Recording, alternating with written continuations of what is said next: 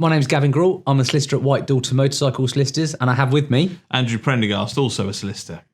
And today's video is the truth about filtering. So probably quite an important one for all our biker friends. Yeah, so we're bikers like you guys back at home, and filtering is something, well, it's one of the great joys of riding motorbikes, to be perfectly honest. I do it all the time, and I have to say, when it's cold and wet, us bikers get the brunt of it. Yeah. So what's the joy? We don't sit in traffic. So we can wiggle through traffic because we're narrow. Obviously, some would spot that I'm probably not as narrow as Gavin on a motorbike, but the great joy is with filtering, you can make your way through traffic. But time and time again, we get calls because filtering is involved in some kind of accidents. We represent a lot of bikers where they've been filtering and something has happened. Gone wrong, yeah. And I probably should make the point, we are solicitors in England and Wales. So if you're an international viewer, first of all, I feel quite sorry for you because I think in the States, they can't filter in many of the states. Yeah, there's a few states where they can. But, I mean, let us know in the comments below, actually, what's legal in your country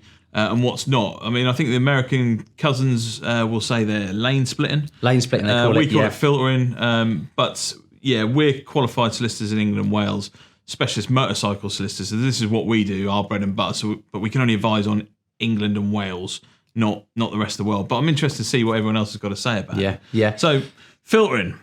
What should we do this? Should we jump straight into some videos? So these are real life cases that have settled and the bikers have been kind enough to say, yes, you can have permission to use the video. Yeah. So the first one I'll run, I think it was actually your case. You ran this to trial. Yeah, so I had a lovely chap. He's a really nice guy who'd phoned me up not long after the accident.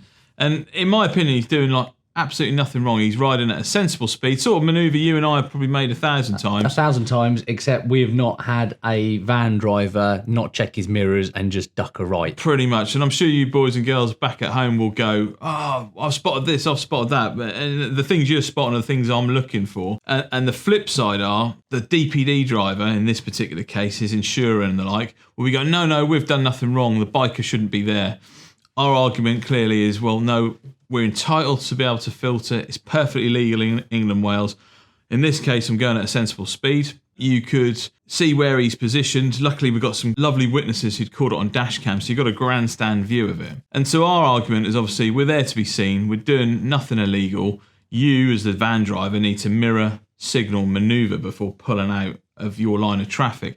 Even more so in this case, because there was a sort of a turn right filter lane he could have used, and he suddenly dashed out in front of our guy. Our guy had no chance, and always makes me wince when he goes down, unfortunately, very hard and skittles across the road and hits the curb. So here we've got insurers denying everything, clients phoned up, our biker client, lovely chap, and then we've had a court battle, pretty much. So we've had to issue court proceedings on this one. I won't go too much into detail of how that works, but it involved us, obviously, witness statements from our boy, the dash cam footage, tactical timing of when you disclose things might come into play with some of these cases. So you might not always show your hand with your video, even if you've got it, because you want the other side to pin their colours to the mast in their defence. So they sign a defence or say, yeah, we did this and you did that. And if you can go, no, you didn't. We've got our video. So there's a bit of tactics sometimes with these things.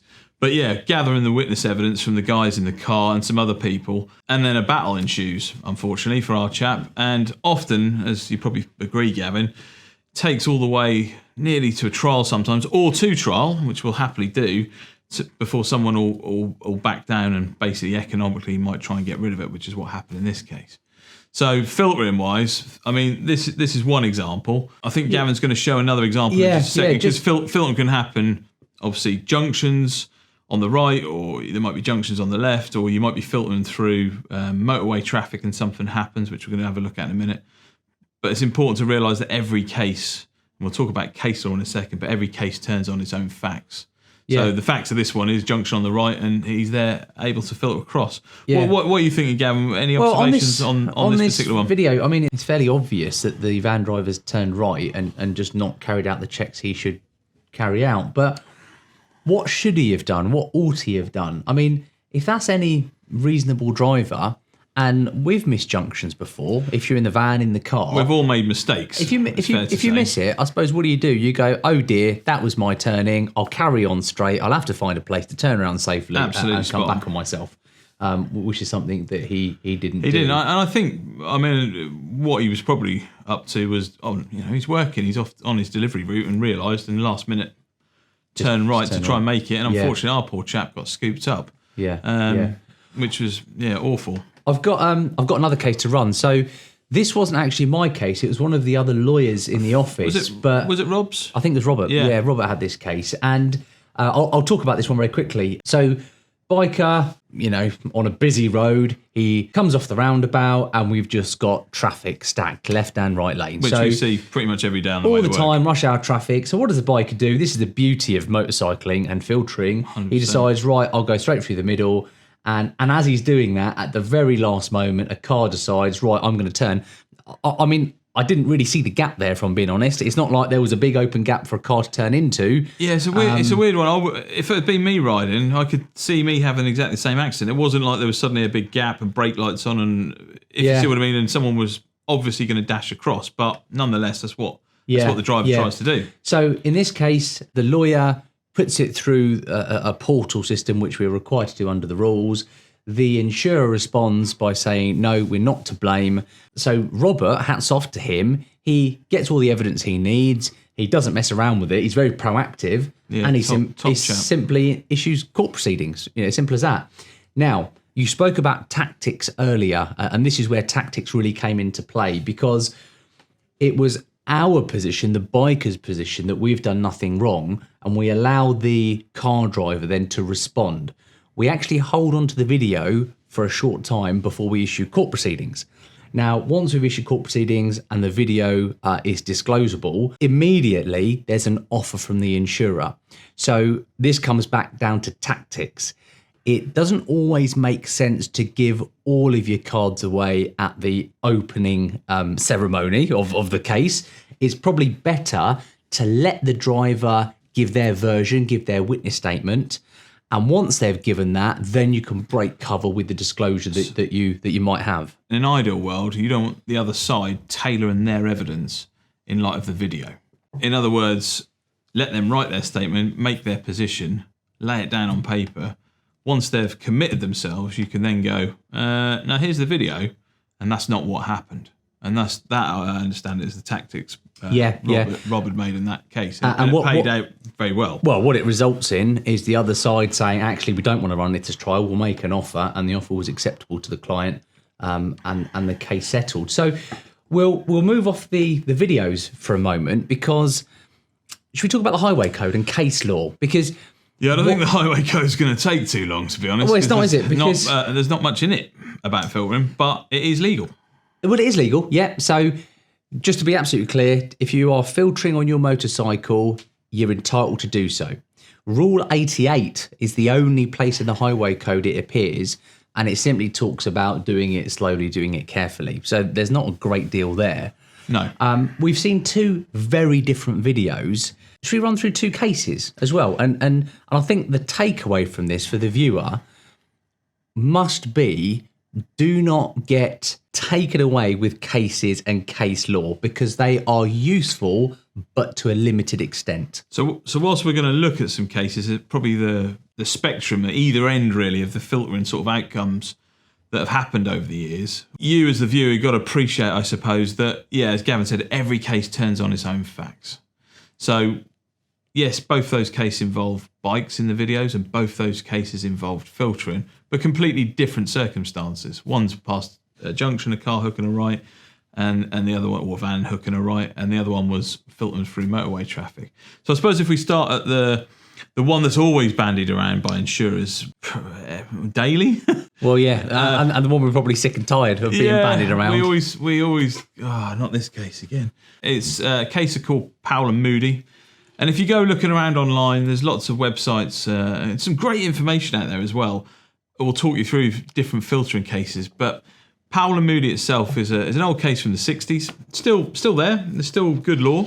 But again, it's very fact dependent. So in Powell and Moody, the outcome of it was, the take-home point and why the insurers always want to use it, is that it was found as an 80-20 split. So in that case, and what that means is that the court found the biker was 80% to blame for the accident.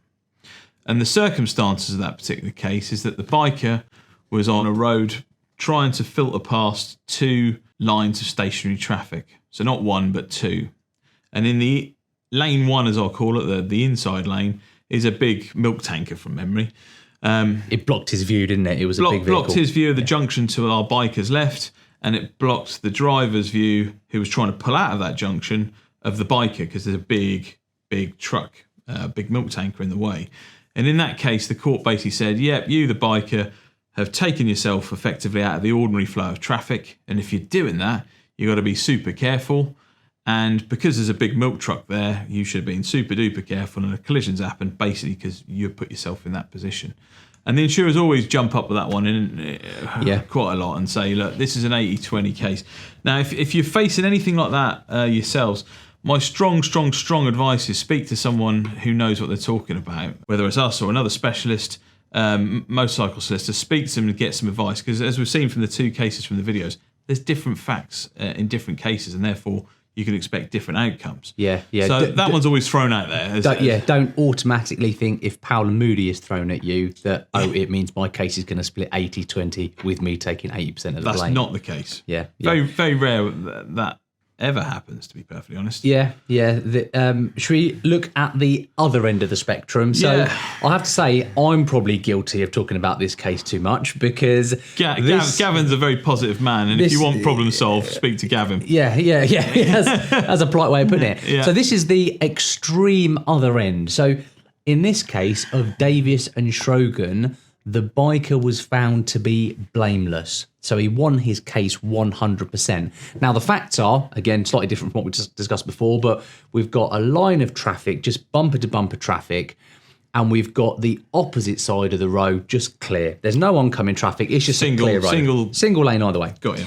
The biker, from memory, is on a Yamaha R6, and he is on the wrong side of the road. He's allowed to be there, and he's just going down the outside of traffic. And a car driver that sat in the queue decides, right, I don't want to wait any longer, and decides to do a U-turn. Sadly, does a U-turn directly into the biker's path. Now, the reason this went to the Court of Appeal, it went there for all the wrong reasons. Sadly, the biker's helmet chin strap snapped, so his helmet comes off, and he suffers some really serious injuries. Awful, yeah. Now, at the initial stages, the car driver, so the insurance company for the car driver, decides they want to keep battling this, and it goes all the way up to the Court of Appeal, and they're battling on it, trying to find some blame against the biker. Now, they fail. They're not successful.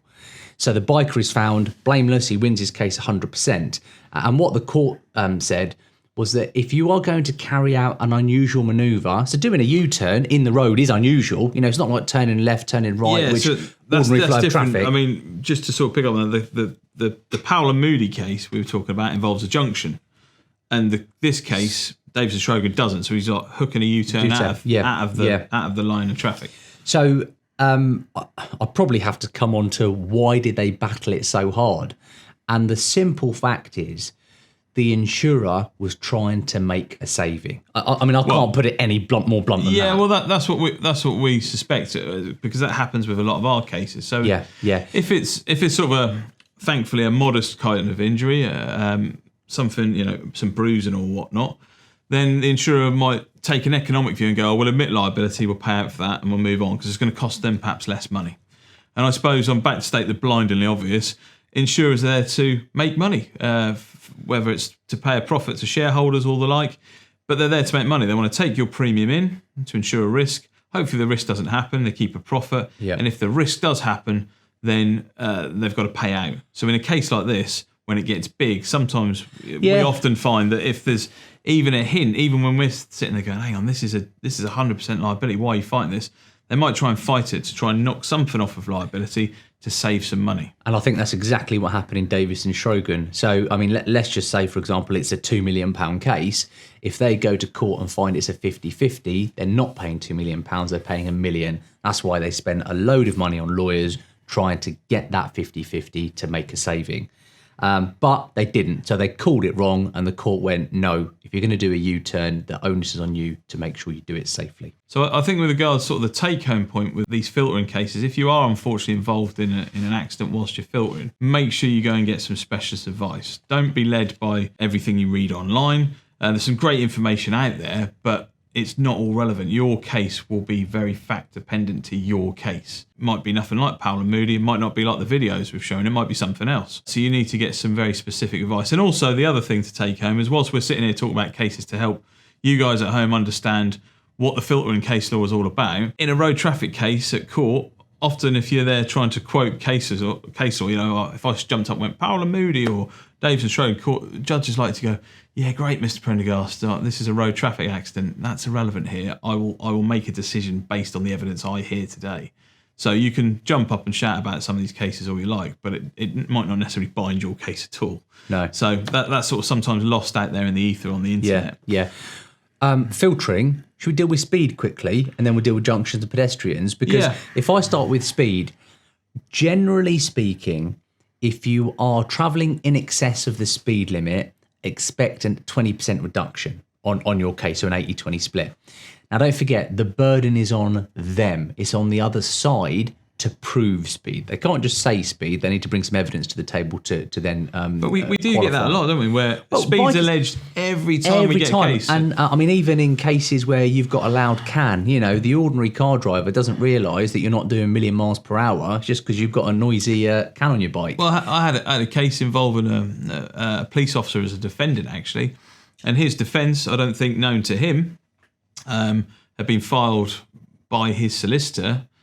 And it alleged speed. Every defence we ever get involving a biker, they allege speed. Yeah. And when I cross-examined him at trial and made a point, not being rude to him, I was like, you're under oath, you've sworn to tell the truth. If you didn't see the biker, which he didn't, you can't possibly allege speed. And eventually, after questioning him 3 times and the judge intervened saying you need to answer the question, he admitted that, actually hadn't seen it. I don't hold him in... in disregard. You can't have it both ways. You can't go, I didn't see the biker. But he was definitely going too quick. Yeah. So I don't think that was necessarily it happened to be a policeman. I don't think he deliberately lied about things, but his solicitor had filed a standard defence that alleged speed. And if you allege something, you need to prove it. I've got to say, that's a bit naughty because really he should be signing off the defence. I agree, but we see a lot of defences in where I'm not blaming even the car driver that's been involved. Yeah. But their solicitors are signing it off with authority, and often when we get into it, the defendant himself or herself has never actually seen the defence, which is anyway. There we go. I've got my views on that. I should probably keep them to myself, but I wouldn't be doing that. Back to speed, 20% reduction. If you're way in excess, expect around a 40% reduction. But I think we've got another video that concentrates on speeding itself. So have a look at that video as and when it lands. Do you want to run through junctions very quickly? I mean, I think you sort of already have with Powell and Moody, but I think with the general gist is as detailed in the cases we talked about. If you are overtaking or filtering past stationary traffic or slow-moving traffic near a junction, it sort of ties in with speed as well. If you've then got a car certainly pulling out from the left and you're filtering, the car pulling out from your left, as it were, and you're filtering down the outside of traffic and a collision happens, speed near junctions is really important. So in the video we looked at with the DPD van, obviously I'd say, and I argued, that my client was riding at a sensible speed.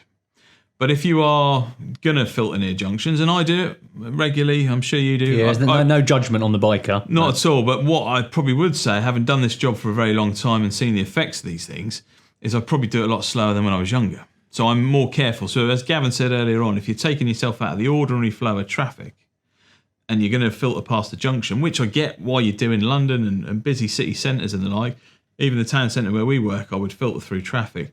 If you're doing it near a junction and someone pulls out, you should probably go at a speed that you can be able to stop and deal with the hazard in front of you, and appreciate as well that someone might not have seen you.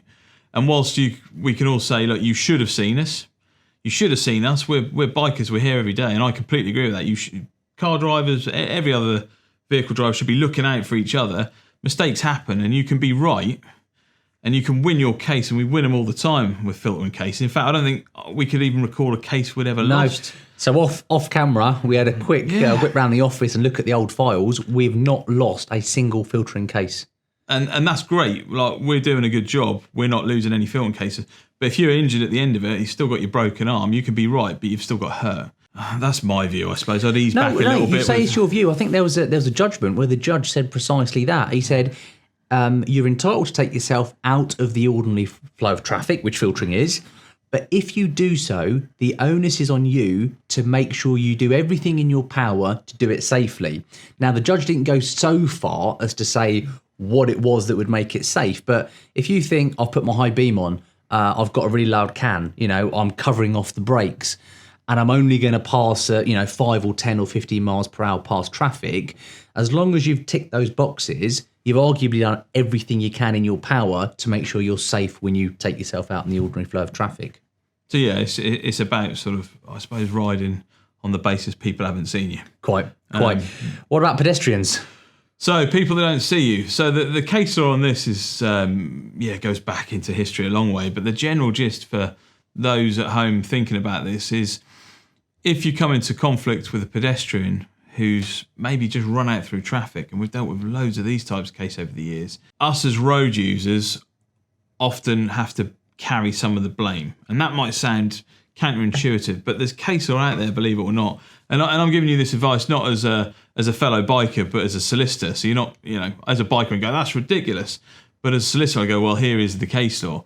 But we've had cases in the past in history where, a drunk person's got off a bus, run out from behind a bus in front of traffic, got hit. And you kind of go, well, the drunk person's caused all this. And I can follow that logic. The flip side is judges have said, well, hang on, you're a road user. So you saw a bus stop or a bus station or whatever. You should have been on notice that people might be walking out from behind buses and going at a speed that you can stop and slow down if that happens. And the same is true for us filtering through traffic in town. So if we're filtering through, we rode in this morning. If I've filtered through traffic, which I have done through town, I've got to be aware that pedestrians might be darting out between cars, going about their business, trying to get to work.